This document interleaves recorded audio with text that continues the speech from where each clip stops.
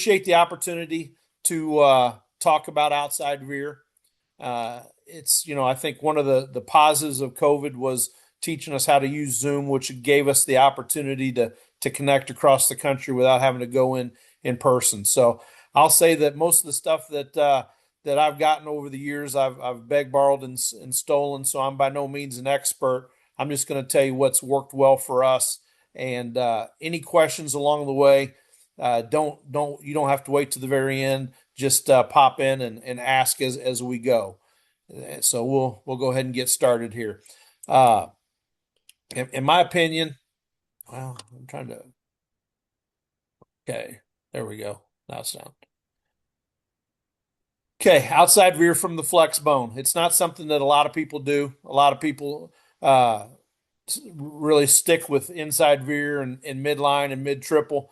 Back in the day, outside veer was the big answer for people that tried to take away inside veer triple option back before midline became mainstream. As midline became mainstream, I think a lot of people have kind of have drifted away from using outside veer. It's something that is really this year was our number one called play for a lot of different reasons that I'll talk about here. Back when I became head coach at Jacksonville High School, from 2000 to 2006, we were a split back veer team. So we ran inside veer, outside veer, belly, trap, counter, and quick pitch. In 2005, we lost two running backs, our two starting running backs, week one and week two. So what we did was we decided that we were going to run the flex bone, and that's back before the internet, back before in-person clinics that you could do over Zoom. So basically, we had game film from Air Force, and we kind of put it in on the fly. And our plays that we ran the most were outside veer and belly. We would check it back in the day. Back in the day, we checked everything. So if we had an A gap player, we ran outside veer. If we didn't have an A gap player, we ran out. Excuse me. If we had an A gap player, we ran outside veer. If we didn't have an A gap player, we ran belly. And our running back led the conference in carries and rushing yards that year. In 2007, our school started changing. Our community started changing. We were the world distribution center for Capitol Records. And when the world went digital, we lost about 3,000 great paying jobs in town. And in 2000, our school district population was 1,300. We're down to 850. So our town has lost about 30% of its population. We made the decision that we went to gun and spread back when spread was just coming in vogue. But one of the things that we did that a lot of people didn't do, we still maintained our triple option mentality from the gun. And we ran outside veer from 2007 through 2021 from the shotgun. What I'm going to talk about tonight from under center, if any of you have listened to Warsaw, Indiana speak, this is very similar to their 2 and 3 man veer. A lot of the concepts they run are extremely similar to how we run outside veer. I will say that it's not the same play from split back veer, but it's still an exceptionally effective play. I've ran it from the eye and I've ran it from the flex bone in that fullback spot, and it's still every year one of our main plays that we run. Here's our history in the flex bone. In 2020, Eric Lyons from Olympia, who is a split back veer guy, said that he went to flex bone, and if I'm going to run option, he goes, you got to go down and visit with the Harding guys. And I will tell you that it's one of the best things I've ever done is go down to their clinic. I am a dyed-in-the-wool Kenny Wheaton and Kevin Chisholm person. They come and run a camp with Eric and us every year, and this is one area that we are different than what Kenny and Kevin are. They don't run outside veer. They get to a play similar to it with tags. But in 2020, we went down there 2 weeks after or a week after the clinic. The world shut down to COVID, so we didn't have football that fall in Illinois. And with a shortened season, we didn't think that we could go to flexbone. We made the decision that in our league, everybody became spread. We needed to go back and zig when everybody else were zagging. the 7-on-7 generation of defensive coordinators. Everybody lines up in 2-by-2 and 3-by-1. The game plans are set week by week on how they play spread teams. We wanted people to have to learn how to defend trap, option, and play football in a phone booth again. So 2022 was our first year of being a flexbone team, running primarily what Harding and Kenny and Kevin taught us to do. And as you can see, we ran it 71 times that year, and we averaged 9.2 yards per carry. Now that quarterback that year, he's started as a true freshman at Indiana State. Dynamic kid, was a two-time All-State kid. He was All-State in the spread, and the following year he's All-State under center and flexbone. And there haven't been a lot of two-year All-State quarterbacks in Illinois. The next year with a new quarterback in 2023, our attempts were a little bit lower. This kid had never been a quarterback. He was an A-back that we made a quarterback, but we still averaged 7 yards per attempt. After that year at camp, talking with Kevin, I was convinced that we could get rid of outside Veer and just run 26 and 27 slugger in the Harding vernacular, as well as their zone option play. And after week 2, I made the decision. It was a dreadful mistake for how I feel the need to call an offense by not having outside Veer. So we put it back in, and we only ran it 46 times that year, but we averaged 7.7 yards per carry. Last year, after having 4 seniors that have been 3-year starters for me that weighed about 260 pounds across the board, we started 4 sophomores and a freshman on the offensive line this year, and our heaviest kid was about 210. Most of them were about 185 pounds. Outside Veer became our number 1 play. A lot of that was because we weren't able to get as much of a push in the A-gaps on zone dive and midline that we felt like we needed to.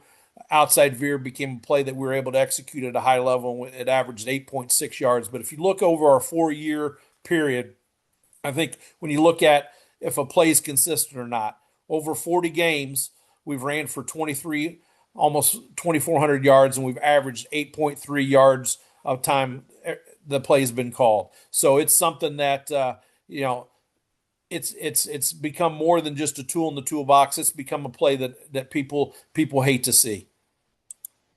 Okay, I call it our get out of jail free card. And why is that? Okay, so everybody want to know, why should you run outside Veer?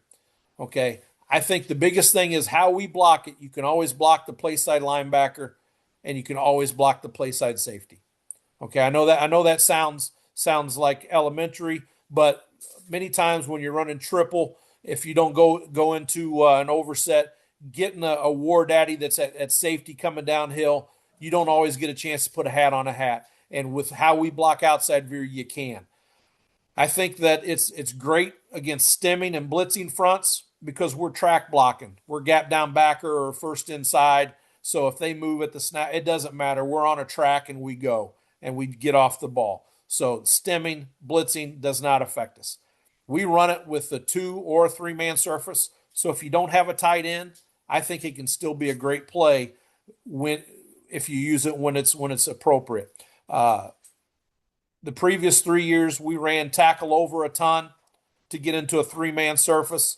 This last year with the young kids, moving a young tackle over into a 3-man surface, it just confused them early on in the year. So we trying to make it to where they understood and stayed in one spot without having to learn extra.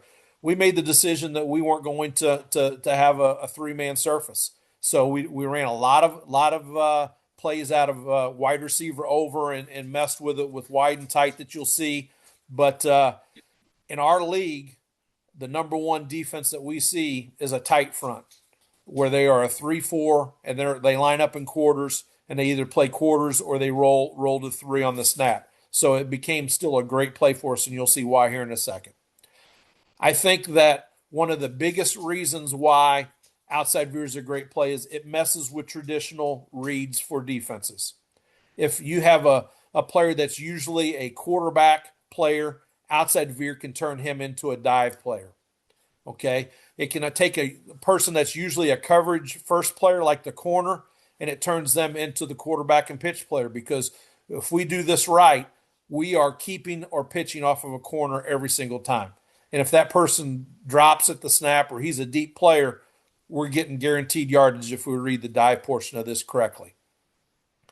I feel it also eliminates the tags that so many flexbone teams run to be able to keep inside veer alive. The biggest thing that I hear is, well, I don't want to run it because it's another mesh. We are a no mesh veer on outside veer. We're a point method. Okay, so there's not a ride and decide period. Okay, we're coming flat down the line of scrimmage, pointing the ball, and we make the decision to give or keep whenever we get to the tackle's butt. Uh, we rep it 5 minutes a day total. Okay, if you're going to rep and get good at the tags on inside veer, you got to spend every bit of 5 minutes on those tags, or you're not going to call them in the game. And you may work them, but you never end up using them. The 5 minutes a day that we spend on outside veer is 5 minutes a day in our perimeter period that we get good at a base play. I also believe that outside veer is the best play in football. Shortest distance between 2 points is a straight line, right? We've heard that from day one. Well, down at the goal line, they've got to have both A gaps and B gaps covered against an option team. Okay, by doing that, they are going to be weak off tackle. Okay, so if you have an off tackle play,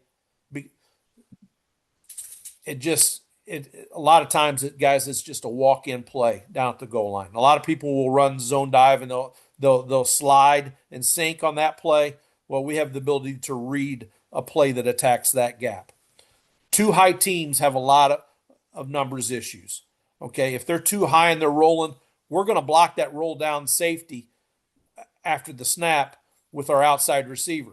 Okay, so what does that mean? That means that we're reading the first guy outside the end man of the line of scrimmage, and we're pitching off the corner almost every single time. Tight fronts with rolling secondaries are a problem for inside veer. They're set up with those four eyes or B gap players to try to take away inside veer.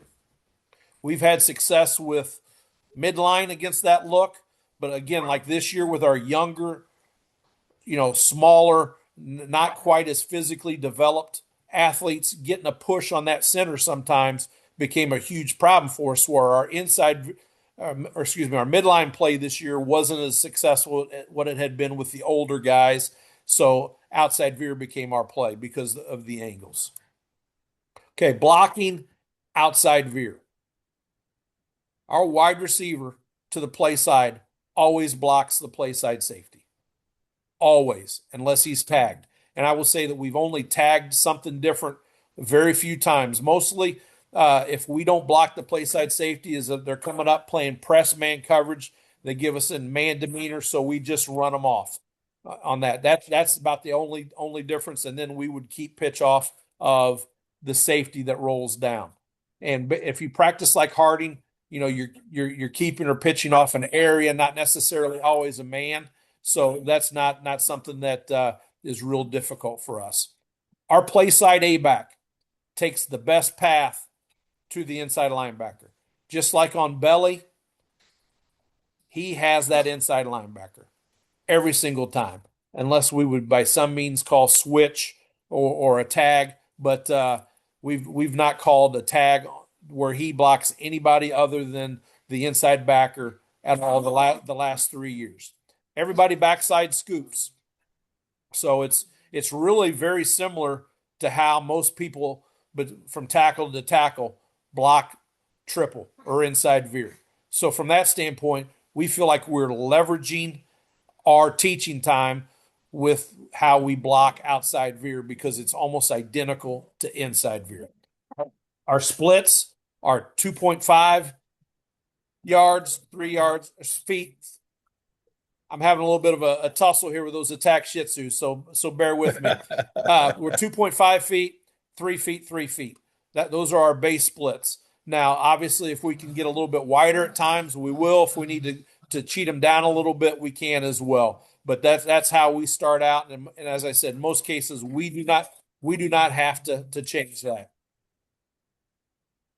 One of the questions on Telegram that people want to know is, who do you read on outside veer? Okay, we will always read the first man outside shade of the in man of the line of scrimmage. Okay. So if you are in a two-man surface, it's basically a five technique out. If you're in a three-man surface, 4-4 cover threes, they'll play that heavy. We call it a six eye. Some people call it a seven. It's that C gap player. We're reading the outside linebacker on outside veer in that set. So I'm going to go over pretty quick here exactly how we block play side and all of that. So first man outside the shade, same read in the two or three man surface. We're blocking the first man outside. Okay, I will say that in 4-4-1 high, we usually like to run inside veer unless we are in a three man surface or we run wide receiver over formations. Because our whole philosophy is we want to make sure that we have the ability to block that play side safety. So here's the number one front that we see in our league. We see, because there's so many spread teams in our league, most people now are a 3-4 team and they line up in a tight front. Okay. You got the inside shade heavy B gap player. You got an easy down block there, which then creates a clear path for your A back to load that play side backer. On the snap with motion, most times they will roll that outside linebacker. So no matter where he goes, where he fits, we make sure that our outside receiver has to block him.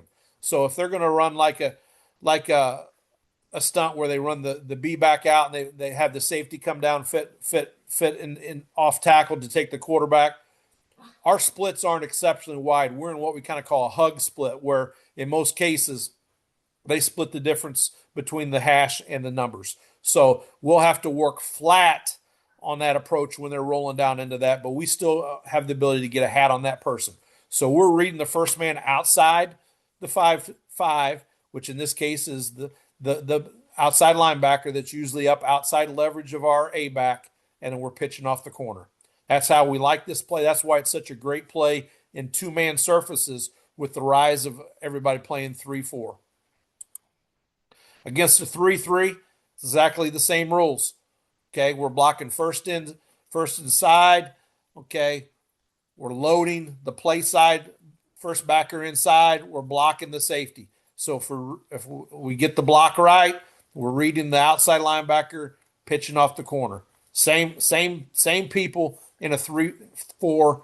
We're reading and pitching off in a 3-3.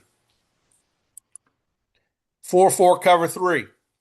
Okay, here it is against in a three-man surface. We'll be blocking down on the 6-eye. Next guy out is the outside linebacker. That's our dive read. We're loading the inside backer. We're blocking the safety with the outside. So from that standpoint, our A back and our outside receiver, they get really good at identifying who they're going to block and who they should be taking care of pre-snap. Okay, 6-2. Basically a 4-4. Okay, this is a 6-2 against with a two-man surface. You got your A gap covered, your B gap covered. Okay, the outside linebacker walks up heavy on the A back. That's our dive read. Okay, so we got a free release to the inside backer. We're blocking the safety, reading the first man outside, keeping him pitching off the corner. So those optics don't change a lot for our quarterback, which is why it's such a great play, because we can rep it and we can run it against any defense that we see out there, and it's still the dive read and the pitch read are the same people. 4-3, no difference. Okay, we're blocking the outside linebacker with our A back.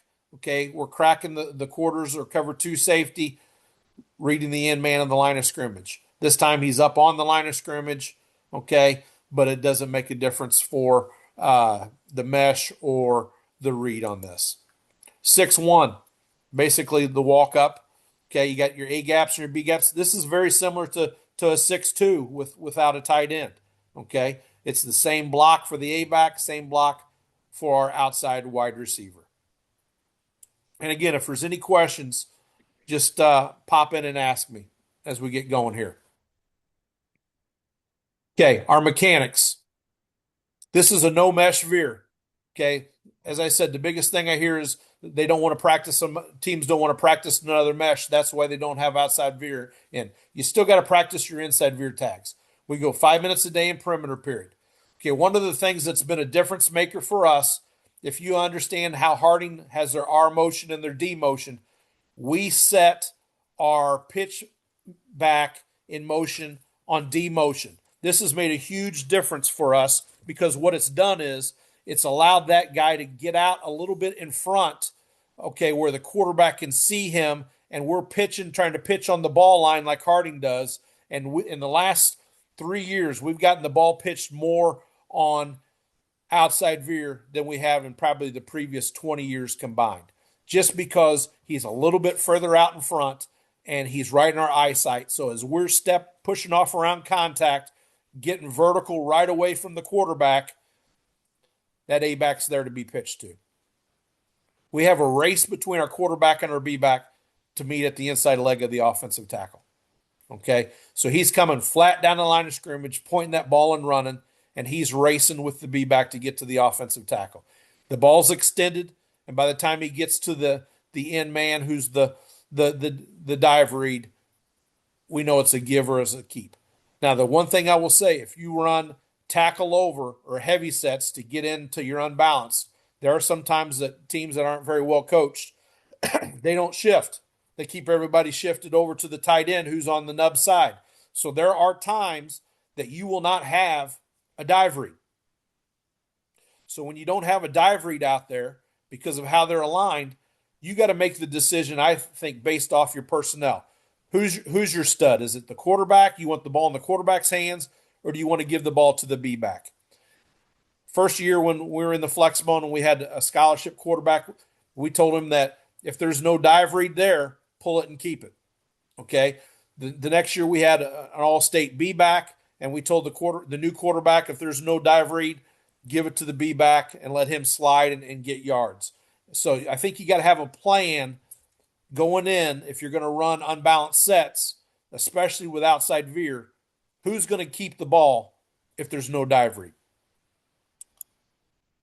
Okay, this film right here, this was from the fall of 2020. We were a gun team. Okay, we didn't have any football that fall, but they wanted us to practice in the state almost every day for mental health of the kids.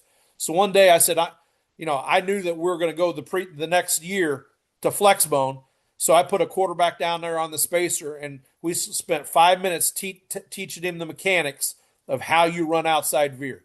So this is the first time this kid has ever ran the outside veer mechanics. You'll see him turn, sprint with the ball down the line of scrimmage. Okay, the B-back's racing him to the tackle.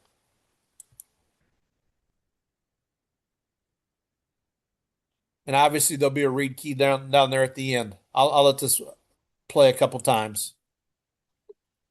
Now, I think a question that a few of us coaches have, aim and point for the B-back. What is his path? Is it inside or outside leg of that offensive tackle? We have him go to the inside leg. Have him go to the inside leg. There have been times that we've messed with it being the butt of the offensive tackle. Okay, but the most consistent part of it, especially if you're going to run it from a two-man surface, is if your leg is the end. Your aiming point is the inside leg of the offensive tackle.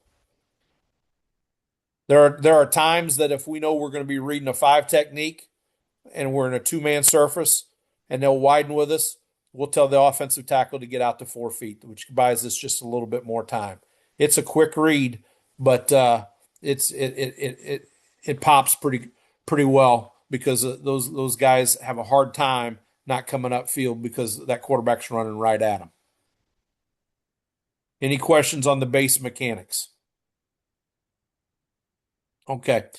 I got about 20 clips here that I'm gonna spend the rest of it just kind of walking through and teaching the play here. As I said, we ran a lot out of our wide receiver over. So we'd have a nub to this side. Okay. When we're in this set, he's supposed to be responsible for the play side safety as well, so we can get a 2-for-1. Okay. Our our outside wide receivers blocking the play side safety as well. Okay, and we're going to try to pitch off the corner. This right here is Sacred Heart Griffin. They're one of the best programs in the history of the state of Illinois. Their head coach, who retired 3 years ago, had won more games than any high school coach in the state of Illinois in his career. So we'll be running it up top here. Okay, right now there's. I'm sorry. This happened to me before. Trying to get back here.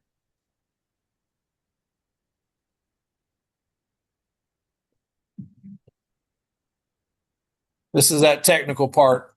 Okay, so we're going to be reading this in man here unless he goes to the inside and then we pull it, which he did. So we had a free release with our A back up to the inside inside backer, and we got up to the safety.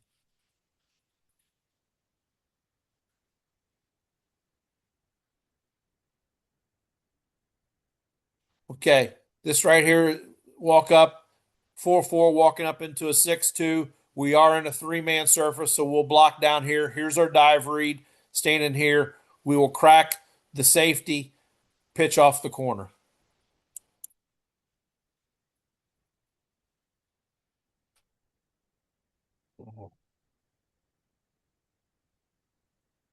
I think I did it again, didn't I? The controller's getting us a little bit here. I apologize. Okay, here we are. Same play.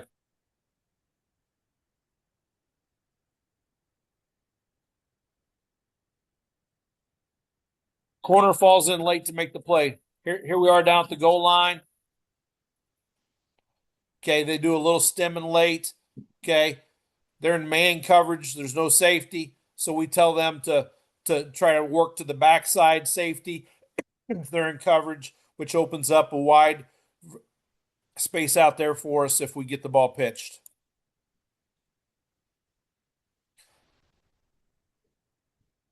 I don't understand what's going on.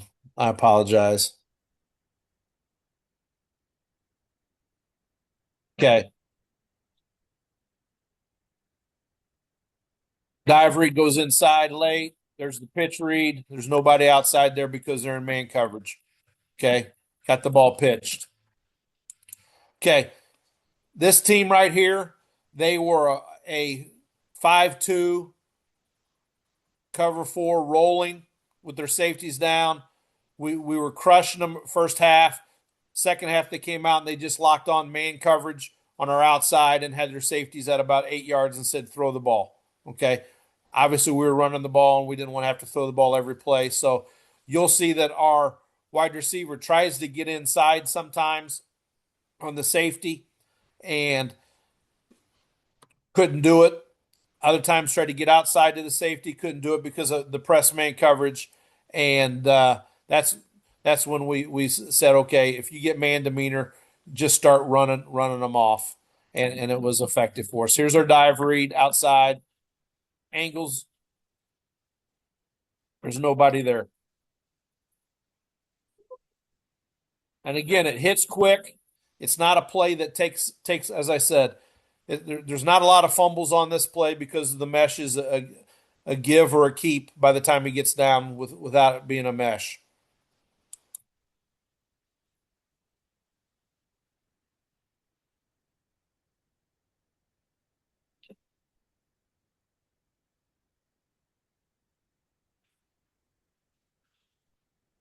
Okay, this is in the playoffs 2 years ago against Joliet Catholic.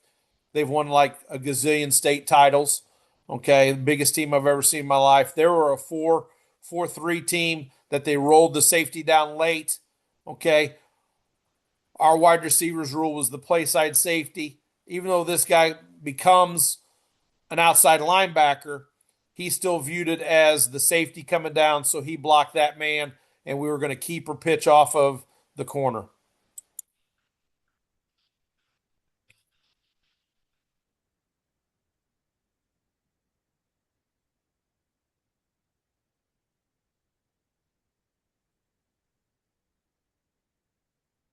Okay, switching to this year. Okay, all young guys, lightweight guys. Most of your linebackers would be a little bit bigger than these guys. They're wrestlers, so they got some stink to them, but they're not heavy. They're not as physically strong as what they need to be. So outside veer became a huge play for us. This is game two of our season against Sacred Heart Griffin. Okay, they were an overset, so we can get an extra person and double team their safety, play side safety.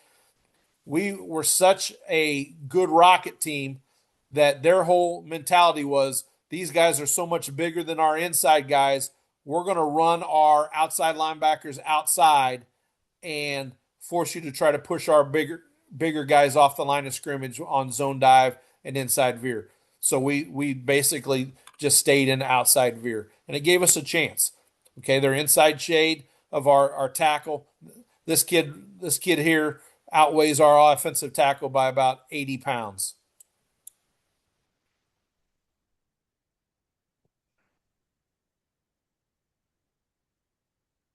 Okay, you can see we get the double team on the safety here. Okay, we gave the ball because the outside linebacker ran upfield. So the corner, who's the in our theory, the quarterback or pitch player, ends up making the tackle on the dive at about 12 yards.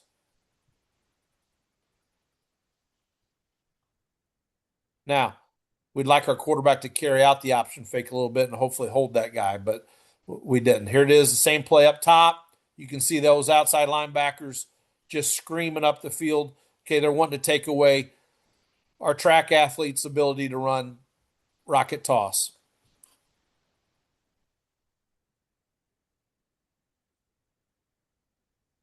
Again, this guy is beat by alignment, but that's our read. So we're reading because they got a four eye here. The next guy out's our dive read. Okay. This guy is outside our A back and he's coming upfield. So pre snap, it's a give read right now. Corner makes the tackle or tries to.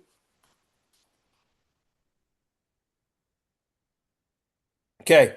3-man surface. Okay. Reading the coming down to the bottom here. Reading the first man outside the end man. That's the guy that's off the ball and 2 yards outside. So pre snap, this is a give.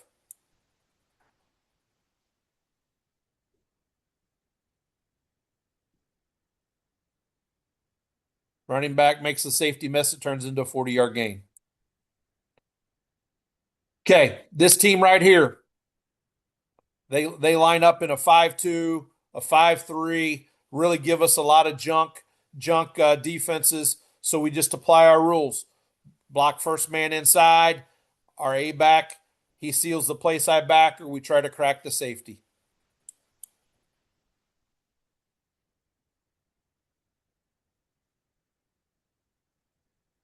Well, that was not what I wanted to do. Okay, on this play, I want you to see this is a good description of why D motion gets the pitch back out in front. We get the ball pitched on outside veer so much more than what we ever did as a split back veer team or an I formation team.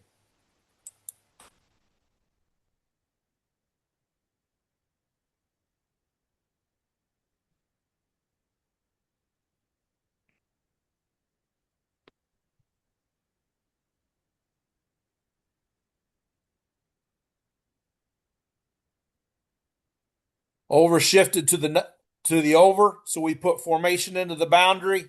Here's our dive read. Here's our keep pitch read right here to the nub side. Okay, this guy's in the middle of the field. If he doesn't attack immediately, they have no leverage whatsoever on this play. And again, this is 2-man surface, outside veer to the nub away from wide receiver over.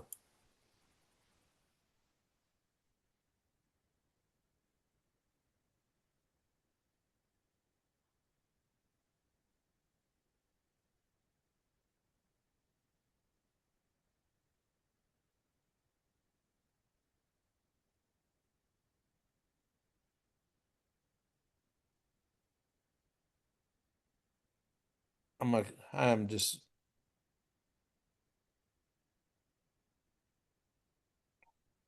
I apologize, guys. Technical technical difficulties from a dinosaur. Okay, here is a basically 5-3 front. Okay, their safety's inside leverage. They got their stand-up defensive end outside leverage. That's who our read is. Okay, this we ran this play a ton in this game, and we averaged probably 5 to 7 yards every time we called it when they got into this front. They're boxing, coming up field. It's a give. It hits quick. Another look at it. Those are just body blows. I Probably the most athletic team that we faced on the year. We had to win this game. We had to upset them to get into the playoffs this year. They've given us a different front every year. Okay. So we went tempo against them for the first time. We went from averaging 40 plays a game. We ran 95 plays this game, and we just flat out wore them out. Our B back carried the ball 42 times this game. Didn't have a clue that he carried it that much to the end of the game. And I'd think 35 of them were probably on outside Veer. They were basically playing a 5-1, over having an extra person to the field to try to take away. And we just formationed them, and they came upfield, and we weren't afraid to give the ball. But they're jacking around with stuff. That's 9 yards. It doesn't look like much, but it hits quick. Okay. Down at the goal line. I'm going to talk a little bit later. We went to some twins. Okay. They'll walk this guy up late, but we have angles and numbers on outside Veer, even though we may not have a 2-for-1 on the inside backer.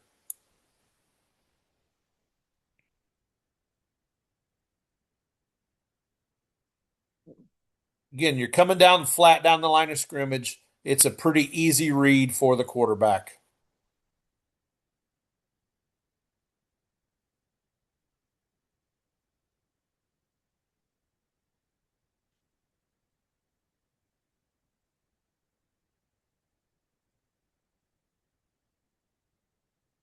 We mess around with where we align our wide receivers and over. Okay, this for us would be over right tight. Okay, but again, we're blocking the same people. This guy gets a little bit confused of whether this is a safety down or not, but he comes upfield and we still give the ball for a positive gain. But the angles are there. And again, we're light. We are not war daddies up front.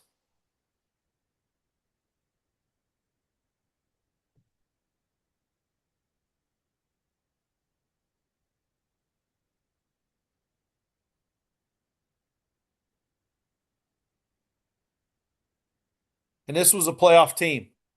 As I said, great athletes, and they just didn't have an answer. They felt like they needed to defend the field, okay, and by over defending the field, we ran it to the boundary a ton where those guys were contained, and so we got them into a situation. And at one point in that game, I said, "Can we run anything other than toss an outside veer?" Because it seemed like anytime we tried to run zone dive or we tried to run midline, they got stuffed because they were horses in there. People ask me, what kind of tags do I use on outside veer? And I will say that I use very few tags up front, but I do variations of formations. Okay. The one tag that I will make, especially in a two-man surface, is I will make a cut tag where we will go down and we will, right at the snap, cut a three technique so our play side offensive tackle can climb directly to the to the inside backer so he doesn't have to double team a three. If that guy's tight enough that we can just go right down and take him off his feet, we'll do that, and we'll send that play side tackle straight up to the inside backer. So we don't get a slant, any sort of slant scrape with that. Hey, this is study hall.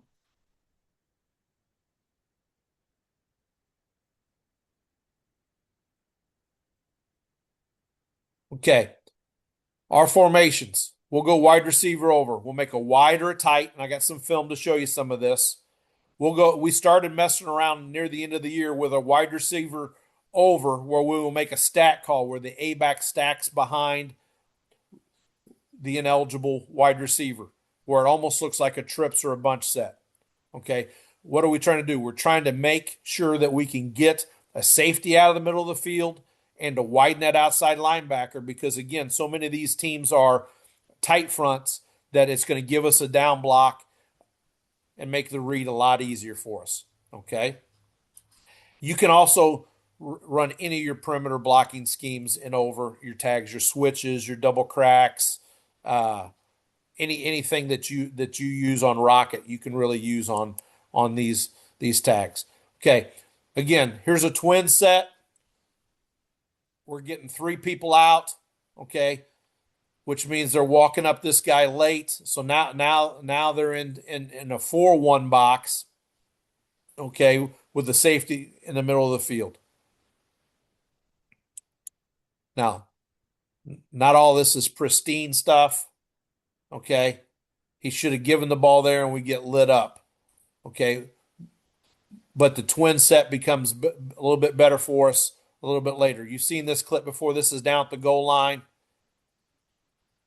where they're trying to play games, but our rules apply. We're widening those people to try to get people out of the box. You know, one of the other plays that we run a ton is GT counter. So if we get that safety out of the middle of the field, we'll run counter back to that side, and there's nobody to fit into that B and C gap on the counter.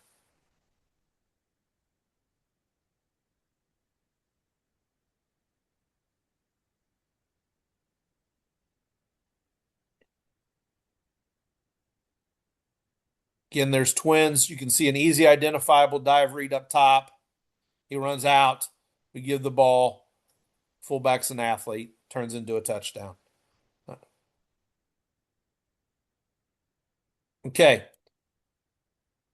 We had those guys out wide. Now we have them down tight.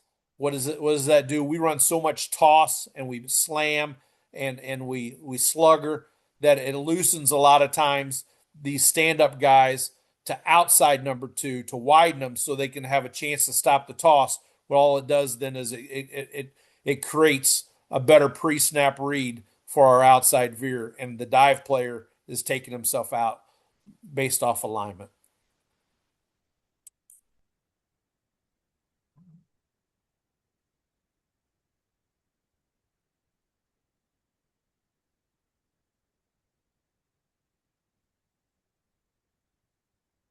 Another look at the twin set.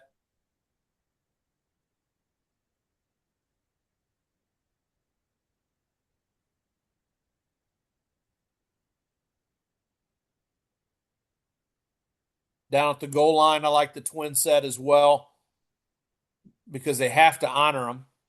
If they don't honor them, we'll throw a fast screen out there and have a walk-in touchdown. Now, this we came back in this game. We had a big lead, had a horrible third quarter. Our quarterback, I tell him to be greedy down at the goal line. Don't pitch the ball unless you have to. If you pull it, try to get in. And if he gives the ball here, it's a walk-in touchdown, and I breathe a lot easier than the fourth down play that comes up next. But you can see what lining up in twins. You can see where the grass is out there, and it puts them in a huge bind because they've got the A gaps and B gaps completely covered. So he gets tackled for a half a yard loss when it should be a walk-in give.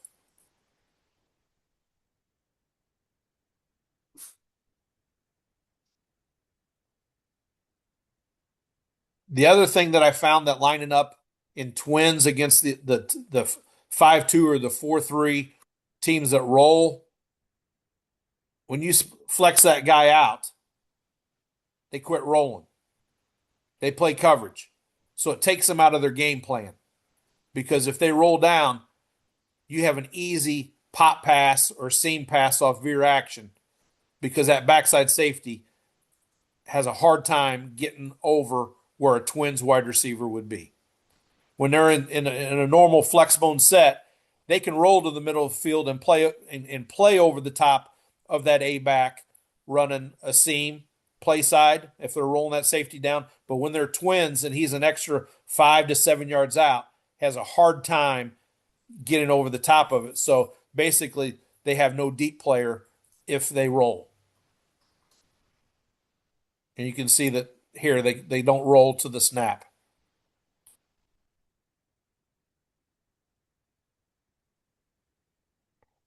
Okay, this is I only have one play of this, but this is kind of where I'm going with some of this in the future, just to jack with outside linebackers and safeties. This is kind of a bunch set that you see a lot of spread teams, and we used to when we were a spread team, we threw a gazillion fast screens. Okay, so if we have numbers out here, we'll block down, we'll kick out, and we'll throw a fast screen to our corner. Okay, otherwise we tell them to try to get to their normal people that they would block based off our base rules. But the most important thing is to have a hat on a hat. And again, this we had some young kids that we had to play because of some injuries. And I think on this one we don't get a back that goes in motion on it.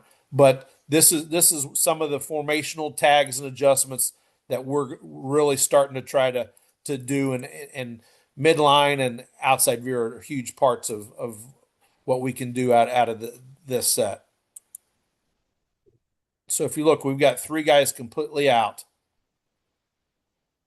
If we have our pitch back there, it ends up being a huge play because they gave us the sideline. Okay. And again, we didn't put it in until this week because we felt that they were so big that we needed to have something extra to get our speed to the in space onto the perimeter. But it will be a early summer install base formation for us on a lot of our plays.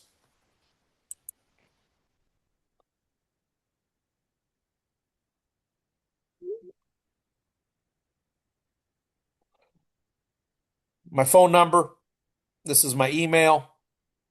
You need anything, you got any questions, don't hesitate. As I said, I don't care if you make this public on YouTube or if you put it on private like some of the other guys. Football's football. People know what we're going to run. You got to stop it. And I'm somebody that's been blessed to have a lot of mentors in my life that have given me a lot of information. If there's just anything that you want from this, feel free to let me know, and I'm open to any questions.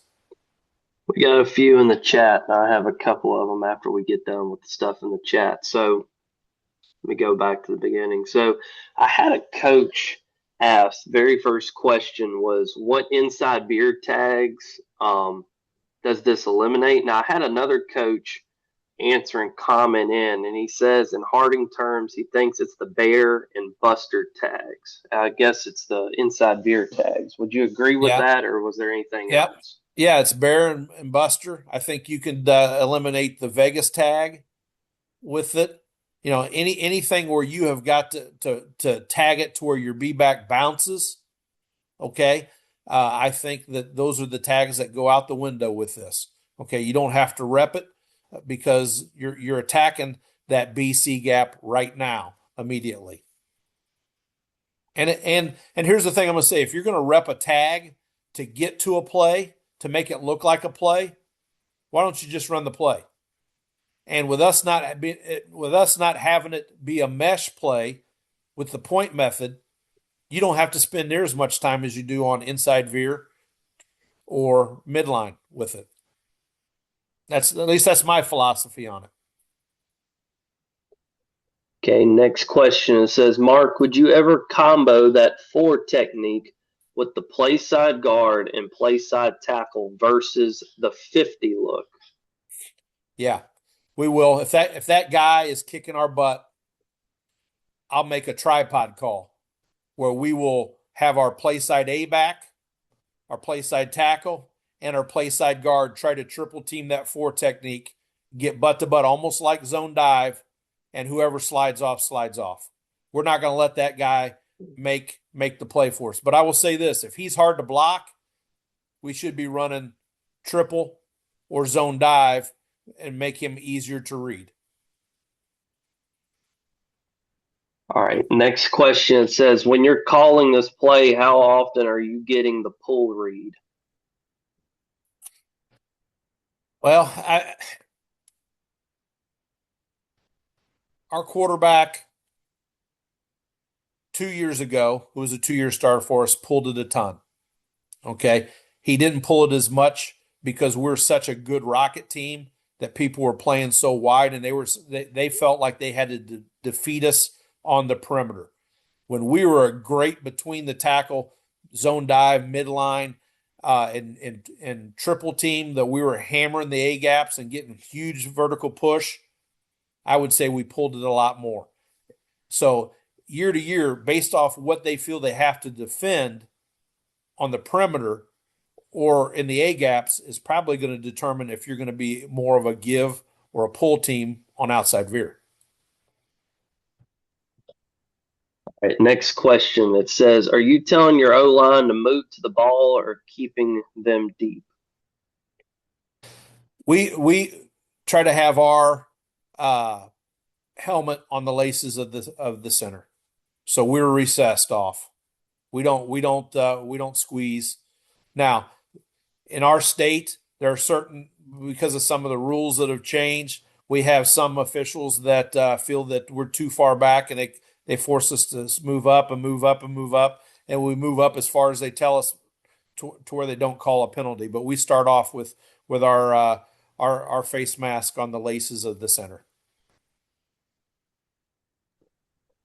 All right, question from me. So I'm big on, if then because I got my kids, and it ain't just necessarily for me per se, but like, my quarterback and my B backs and A backs will always ask, when should we run this play? They're really invested into the offense. And so, I'm intrigued by this play. I really am. Um, and this seems like something even at the middle school level that shouldn't be too hard to install just from some of the concepts we've done in the past. So if I'm a play caller and I have a defense that's, throwing me different looks, whatever it may be, in my head as the play caller, when do I call this play? Okay, for me, it's a too high play call for us. If you're going to start out in a too high safety, I'm going to call it. I love it against a bear front, any sort of TNT. I love it against a tight front where we may have an uncovered guard, but they're setting those defensive ends in the B gap. Okay. When I get an easy down block and a free release A back to the play side backer, it's a great play for us. I think it's awesome down at the goal line because they've got to have the A gaps or B gaps covered, or you're going to run it, walk in on zone dive. Okay. So to me, that's how I think. Now, if they're coming up and trying to blitz, if they're stemming, to me, it's also a great play because of our gaps. We're blocking first inside, climbing to the backers. So I look at it, it's my too high play. If you're going to give me a tight front or a bear front, it's my play. It's a goal line play. Okay. If you're a big double tight team, I think it's a great play. Okay. At a double tight, I think you should be able to run belly. You should be able to run outside veer. Okay. If you're a big belly team and their answer to stop belly is by having an A gap player to where he penetrates so you can't pull that guard, you got easy down blocks, you got angles. Boom, boom, boom, read the end man, give it or keep it. Okay. So to me, it starts out, it's a tool in the box. It's not the play, but based off how people have to defend everything else, it turns into the play because they don't have anything else left in their book other than the blitz or to cover the A gaps and cover the B gaps down because they don't want that fullback running straight up the gut at them. Okay. So when they start doing that, they are weak off tackle. And those defensive outside linebackers that they walk up into the land of the Giants, those aren't the dudes of the old days when Scott and I got into this game where they get them down into the stance where their hands and knuckles are dragging the ground and all they do is they work the old Crowther progression on defense. Okay, squeezing, squeezing, squeezing, 52 slant angle weak cover three with a monster of the field. That's not what these kids are used to playing. They're used to No. playing in space because of the 7-on-7 generation. So you have a better athlete that's not wanting to be in the land of the giants that has to be a dive read on outside veer in these situations. Coach, I appreciate you presenting on this tonight. I'm definitely going to be in contact with you in the next couple of weeks just to pick your brain, and maybe something I can add to my arsenal, during the springtime and can kind of test it. But I like the idea of any play that I can pitch off the corner, because usually you're not having a lot of guys at that cornerback position having to play as the pitch man.